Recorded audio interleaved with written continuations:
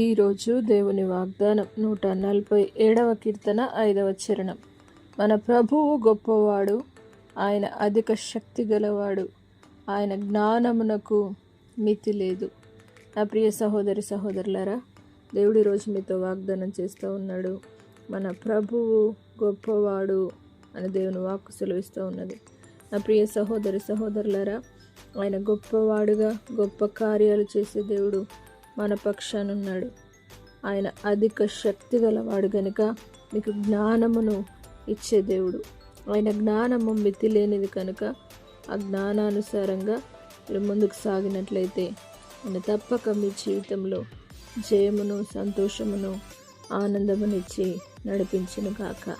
ప్రార్థన.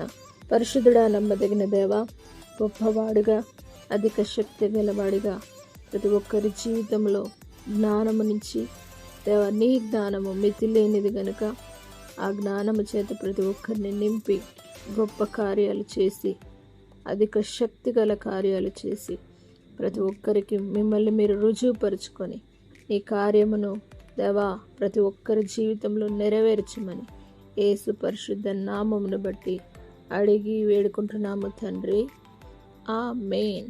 దేవుడు మిమ్మను దీవించును గాక.